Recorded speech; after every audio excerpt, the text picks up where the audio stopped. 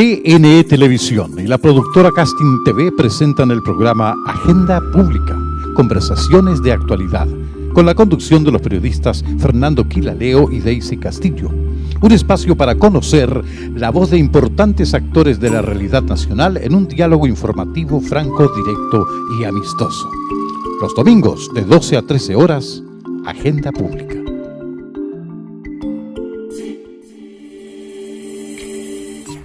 Hola, bienvenidos a un nuevo programa de Agenda Pública, conversaciones de actualidad. En esta ocasión vamos a iniciar estas conversaciones ya de pleno verano con una historiadora de patrimonio histórico y territorial, que ha sido su campo de trabajo fundamentalmente en el ámbito profesional. Me refiero a Aide Oberreuter, pero ella además es la directora encargada de investigación y memoria de la Corporación de Familiares de ex prisioneros políticos fallecidos durante la dictadura, entre 1973 y 1990. Además, tiene varios casos en que es querellante en contra de una institución, la Armada de Chile. Bueno, mejor que nos cuente ella. Además, es ex prisionera política. Aide, bienvenida a Agenda Pública. Muchas gracias, Fernando. Hoy nos damos algunas preguntas. Yo no sé, tenemos tantos temas, habíamos estado platicando ahí algunas de las líneas sobre las cuales podíamos conversar, pero más que entrar quizás en tu testimonio personal, que es probable que rondemos por ahí, te quería preguntar si estamos viviendo tiempos de disputa, o se viven más o menos tiempos de disputa nada pacífica además, respecto a la defensa de la verdad, de la memoria. Pareciera ser, por lo menos durante el 2018, que hubo intentos y ha habido declaraciones y situaciones bien complejas, como el vivido por un ministro que tuvo unas declaraciones muy desafortunadas y violentas en contra del Museo de la Memoria. Ha aparecido la instalación de una lógica de posverdad en los medios de comunicación, en las redes sociales. Existe también esto que se ha venido a llamar la verdad oficial. ¿Qué tan en disputa está hoy día el campo de la memoria, de la verdad de los hechos ocurridos por violación a los derechos humanos? ¿Y qué tan necesario es realizar permanentemente esfuerzos y promociones para defender lo que ocurrió en dictadura en Chile? Vaya pregunta, ¿eh? Bueno, yo diría que es el tema que apenas recién se anuncia, que muy probablemente durante 2019 y 2020 marcará parte importante de la pauta periodística, porque una vez que se abre esta caja de Pandora, que es que se considere naturalizado el hecho de poder hablar en favor de o haciendo apología de la violencia, de los regímenes dictatoriales, del odio hacia minorías de la naturaleza que sea, se comienza a instalar una manera de ver el mundo que es como el epítome de la lógica individualista en la que hemos estado metidos, ¿no?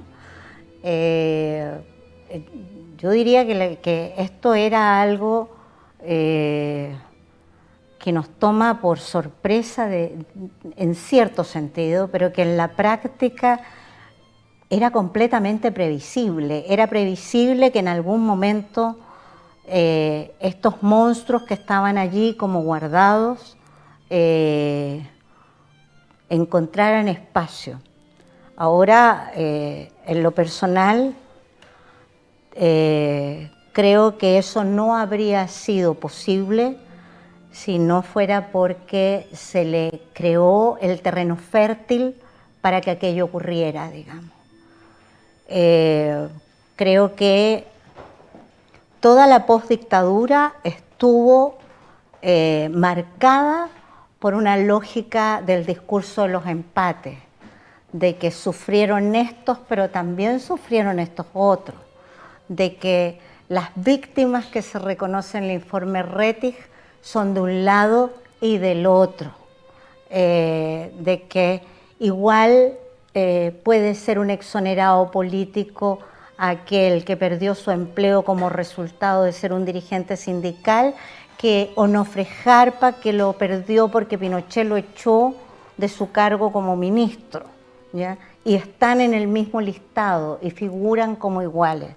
Esa situación se fue generando, se fue gestando, fue abonando un terreno que permitió que se instalara una suerte de verdad oficial en la cual las palabras de Pinochet resuenan en el fondo. Esto fue una guerra, señores, decía Pinochet. Pinochet justificaba la violencia de su dictadura diciendo de que el que mataba, al que perseguía, al que torturaba, al que desaparecía, era porque era un enemigo, ¿verdad? Porque estaba en una guerra. El ciudadano que había jurado defender con su vida se había convertido en el enemigo. Esa condición hoy día encuentra su expresión en esta derecha reemergente, tanto en los espacios de gobierno, en RN, y como en la derecha extragubernamental, a propósito de los que está empates, de a caballito haciendo campaña ahí, ¿no? Hace un buen rato. A propósito de los empates, también se plantea,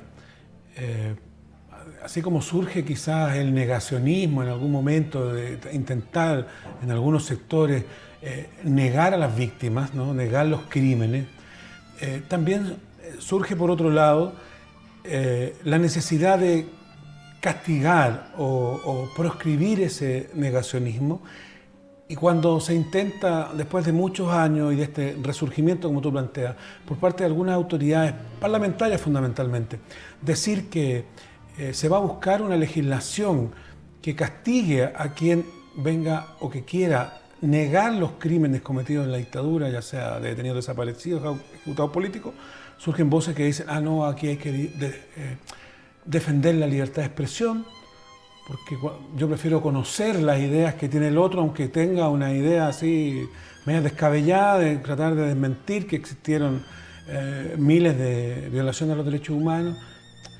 ¿Qué visión o qué te sucede a ti cuando pasan esas cosas? Bueno, una vez más es la lógica de los empates, ¿no? Y bueno, sí, era previsible que eso sucediera, porque obviamente es simplemente la expresión de lo que se ha venido instalando, esa verdad oficial en la cual aquí lo que dicen uno, mira, yo he escuchado a dirigentes políticos con cargos en el legislativo que dicen que un pinochetista tiene todo el derecho del mundo de decir públicamente que es pinochetista, haciendo una desafectación de lo que fue la barbarie respecto de sus éxitos económicos. Hay una parte importante de aquella que ha fungido como izquierda durante estos años, que ha ocupado el espacio de la izquierda, diciendo que una cosa son los logros económicos. Obviamente, si estás administrando los logros económicos de la dictadura, logros económicos, mira tú dónde estamos metidos ahora, obviamente haces una desafectación, ¿no? Si lo vas a buscar a Inglaterra con la promesa falsa de que lo vas a juzgar y luego no lo haces, y por el contrario le conservas todas sus prebendas, entonces, bueno, pues estoy hablando del dictador, obviamente.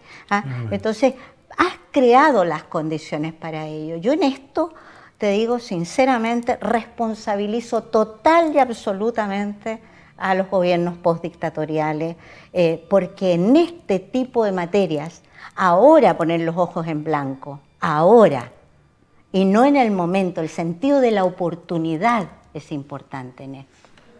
Y cuando tú vienes a hacerlo décadas más tarde o a pretender hacerlo décadas más tarde, esto ya no tiene el efecto que debiera tener, ¿no? Daba la impresión que existía en Chile un consenso respecto a las violaciones de los derechos humanos, surgido de los informes de la Comisión Rettig, del informe Rettig, por cierto, de los informes Walech, de todo el tiempo que había ocurrido, de todo lo que se había publicado, de todo lo que se había dicho en torno a las violaciones de derechos humanos en dictadura.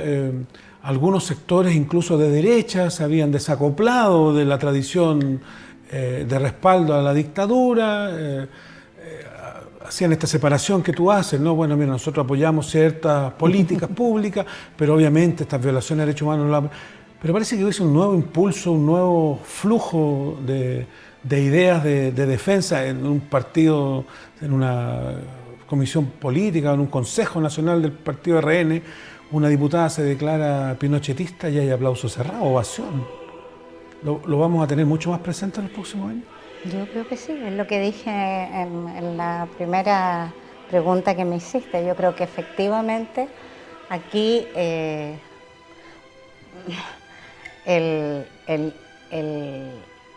candidato presidencial de ultraderecha, que no le pienso dar el gusto de dar su nombre, el ex candidato y ahora candidato no. Tiene a todo el mundo hablando en torno a lo que él dice y lo que deja de decir.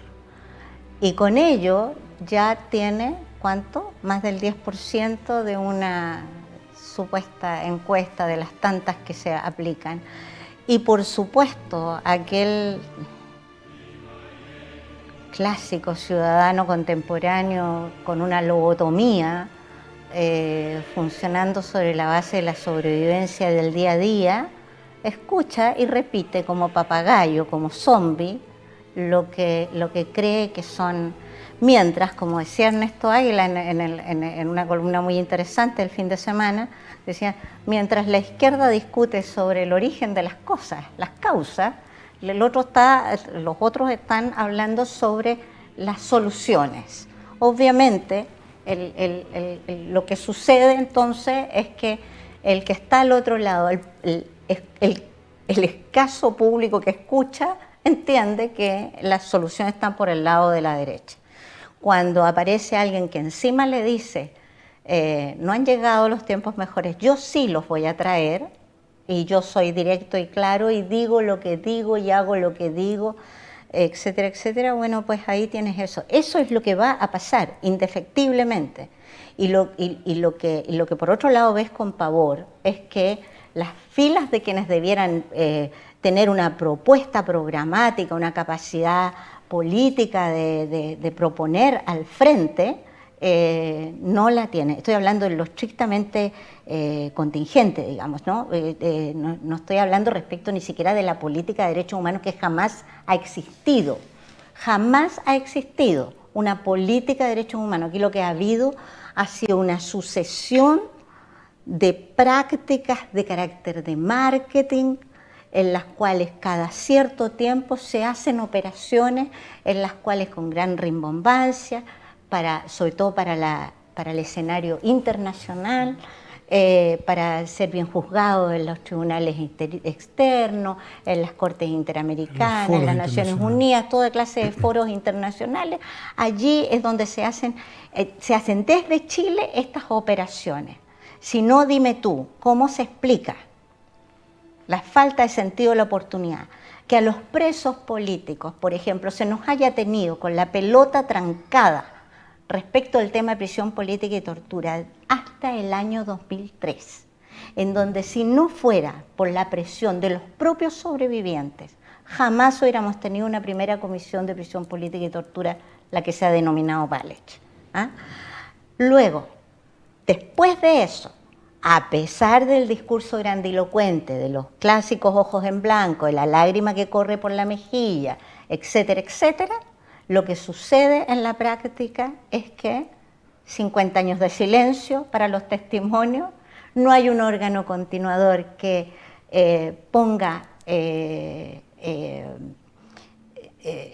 a disposición de los sobrevivientes de prisión política y tortura calificados, abogados, o sea, acompañamiento jurídico, acompañamiento social que le permita llevar adelante su búsqueda de verdad y justicia, y desde ese punto de vista queda convertido entonces en un mero acto declamatorio, pues, ¿ya? Después cierras la comisión y estas personas quedamos, porque yo también soy un sobreviviente y dirigente, quedamos parados en medio de la plaza pública sin tener un interlocutor. Y la autoridad ya hizo su show, ya sacó su declaración, puso el ojo en blanco, etcétera, etcétera. En 2004 pasó esto. En 2016 Chile tipificó la tortura recién. Si tú hubieras tenido una verdadera voluntad política de dar una señal clara, al menos amplía las facultades del programa de derechos humanos para que haya un acompañamiento para quienes quieran alcanzar verdad y justicia en los tribunales y, por otro lado, no pone 50 años de silencio, ¿verdad? Y tomas medidas concretas para eso. Sobre eso te voy a consultar, porque en otros casos de violencia, también en dictadura, por ejemplo, ejecutados y detenidos desaparecidos, se ha hecho justicia. ¿Cuánto se ha avanzado en tribunales con casos de prisión política y de tortura? ¿Ha habido juicios ganados? ¿Ha habido procesamiento después del informe Vález? Bueno, yo soy una de las personas privilegiadas que ha tenido acceso a la compañía de unos abogados y de lograr una escuálida condena. En mi caso está de por medio detención, tortura, asesinato de un bebé de vientre, secuestrada a mi madre, secuestrada a mi hija 1 año y medio, etcétera, etcétera, etcétera. Una infinidad de delitos de los cuales los autores se declaran autores y orgullosos. Y luego ¿En el proceso mismo? En el proceso, quienes son encausados se declaran autores y orgullosos. Y luego la Corte Suprema, por estimarlos demasiado ancianos y enfermos, los condena a 3 años y 1 día de arresto domiciliario. Eso es ¿Ellos son todos oficiales o eran oficiales de la Armada? Suboficiales de la Armada. Los que eran oficiales ya habían muerto. Suboficiales de la Armada. Suboficiales de la Armada. Y todos, por supuesto, oportunamente en su momento, se declararon por mano del mismo médico con demencia senil, problemas, interdicciones por todos lados, digamos, porque no tenían, qué sé yo. Pero ahí te estoy hablando de mi caso, que es una excepción, ¿ya?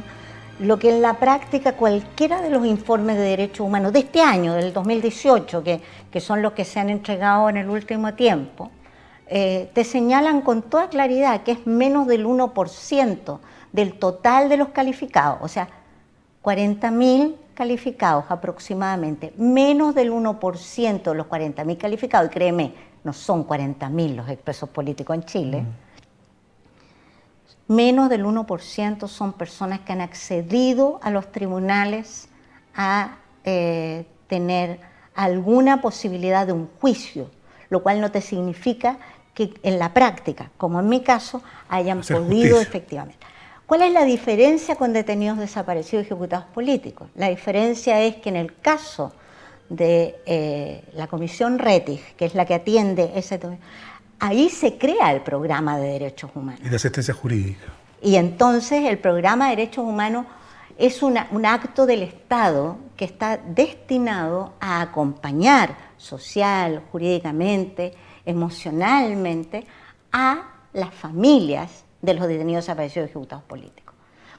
Que era lo que nosotros como dirigentes pedíamos del Estado cuando muchos años después enfrentan el tema de la tortura. Decíamos, amplíe las facultades del programa de manera de que nosotros también tengamos un espacio ahí. El mundo de la prisión política de tortura quedó ausente de eso. Y a eso agrégale que ya estaba el auto acordado de 2005 de la Corte Suprema, en la cual ellos, por omisión, ¿verdad?, dicen que la Corte se hará cargo de los casos de detenidos desaparecidos y ejecutados políticos y no menciona la prisión política y la tortura.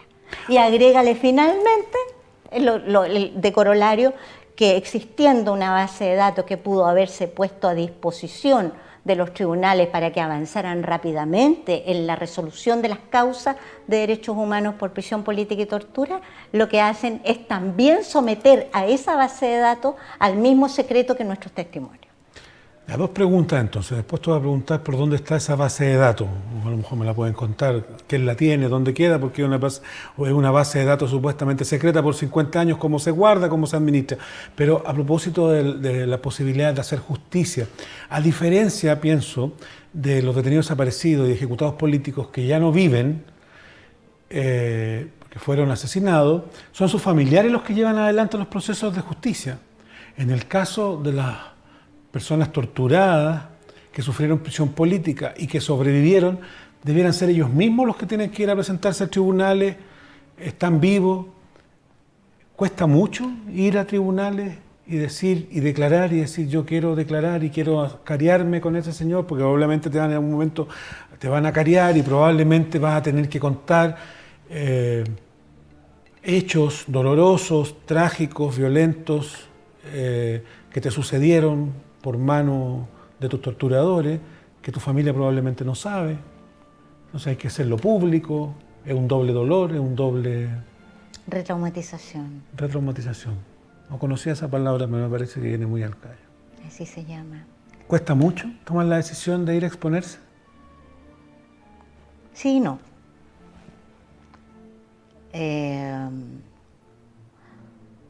Hay varias etapas, cada cual más compleja, porque todo el sistema está organizado para otras circunstancias que no son las de la prisión política y la tortura. Entonces, suceden cosas como que te convoca el ministro a cargo, pero ese mismo día convoca también a los acusados. Entonces puede suceder perfectamente que tú... Te los cruzas en el pasillo. En el ascensor te toque subir con ellos. Como a mí, que en un momento determinado se acerca uno de ellos, no sé si era uno de ellos o qué, pero me toma fuertemente un brazo y me dice, qué mal hicimos con dejarte viva. O sea, y con una rabia y un odio y una cosa que de verdad tú no lo puedes creer. O sea, no. De hecho, cuando me tomó el brazo yo pensé que me iba a saludar, y no, pues me tomó y me apretó muy fuerte, me quedó marcado el brazo. Suceden esas cosas, suceden cosas como que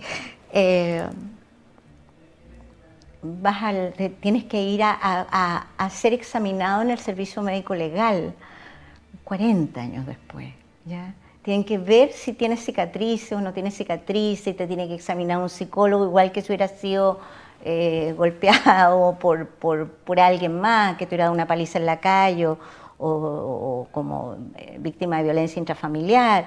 Entonces, de la misma manera que separa la funcionaria, me pasó a mí, y dice que venga la violada, también dice que pase la torturada. Naturalizado. Totalmente naturalizado. Por otro lado, la gente de la PDI, que ha sido fantástica, la gente que se ha dedicado a esta materia es gente excepcional. Sin embargo, tienen la formación de la PDI. Entonces, tratan contigo como si en realidad fueras sospechoso en un delito. Entonces, ¿usted está seguro que estuvo ahí?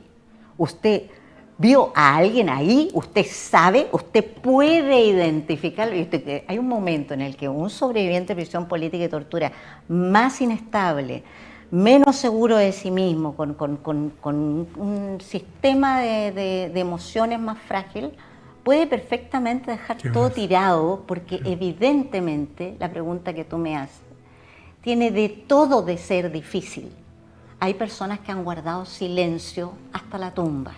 Yo me vine a enterar de lo que sucedió con mi madre después que ella estaba muerta, porque mi madre falleció antes que se abriera la comisión Balich. Mi madre fue presa varias veces, la secuestraban para detenerme a mí, pero ella murió antes no pudo esperar a vivir tanto. Y entonces ella se fue calladita, con su dolor, ¿verdad? Yo, para lograr que la calificaran en la comisión Balich, porque el reglamento lo permitía, que uno pudiera dar testimonio por alguien que había sido preso político y que había que llevar los testigos nada más. A través de los testigos me enteré, las personas que estuvieron con ella detenida, me enteré de lo que había sucedido con mi madre. Probablemente mi madre no habría estado disponible para ir a exponerse a un tribunal. Soy yo la que la ha llevado a los tribunales, ¿ya? Entonces, también ahí se produce un espacio para la impunidad monumental, porque nosotros somos testigos de desapariciones, de ejecuciones, somos testigos de tortura. No solo hemos sobrevivido, somos además la prueba viviente de que aquellos hechos ocurrieron. Y justamente es a nosotros a los que menos importancia se nos ha dado, y muy por el contrario nos han dicho: no sea vengativo, pase la página, tenga una vida, olvídese y sea feliz, etcétera, etcétera, etcétera. A nosotros, Fernando, nos llevaron presos por ser dirigentes sociales, por ser la parte más rica y hermosa de la vida social de esta nación. A nosotros no se nos llevó preso porque éramos chiquillos revoltosos, se nos llevó preso porque había que desmontar el tejido social de este país, el protagonismo histórico que habían alcanzado sectores que nunca antes lo habían tenido. Había que desaparecerlo. ¿Para qué? Para instalar el modelo que hoy tenemos. Nos quedan 3 minutos de conversación, Aide. Tengo muchas preguntas y muchos temas sobre los cuales podríamos conversar. Imagino que profundizar más en la querella, qué sé yo. Espero que tengamos ocasión, este ya es un clásico de este programa, espero que tengamos ocasión de una segunda conversación. Tú además estás muy cercana al Frente Amplio, te pido que en 3 minutos, a propósito de esta juventud que fue cercenada por el golpe, que hoy día vuelve a aparecer a partir de que se rompe esto que hablamos originalmente de un consenso respecto a lo que había pasado, y surgen voces que parecieran cortar todo eso y querer reescribir la historia, una historia oficial. ¿Cómo están los chiquillos? ¿Cómo está el Frente Amplio respecto a estos temas? ¿Cómo lo ves? Para alguna gente es como innegable sentir como que las cosas se parecen, ¿o no? ¿O no se parecen? ¿Hemos aprendido nosotros? Sí, no. Mira, para mí ha sido... Bueno, primero yo fui militante Mapu hasta que desarmaron mi partido, ¿no? Lo repartieron por todos lados. Y de eso prefiero pasar. Pero tengo muy buen recuerdo de mi partido, y particularmente de sus dirigentes sociales y de base, campesinos, poblacionales. Tengo el mejor recuerdo. Fue una gran escuela ese partido, al cual hoy día se lo vilipendia con una facilidad notable. Todas las culpas de lo que pasa en Chile, en el mundo de la política, la tiene la gente que militó en ese partido, y no es así. La gente del Frente Amplio llegó a mi vida por casualidad. En realidad llegué peleando con ellos porque uno de ellos hizo una expresión pública respecto de los presos políticos que no guardaba ninguna relación con la realidad, y a mí me dieron los monos y partí a llamarles la atención como tía abuela. Y el resultado fue que fui escuchada muy atentamente, y en lo sucesivo fuimos además desarrollando algunas líneas de trabajo conjunto. Y eso ha sido muy grato. Para mí ha sido muy grato. Ellos, yo creo que tienen 1000 oportunidades para equivocarse. Han ido creciendo demasiado rápido.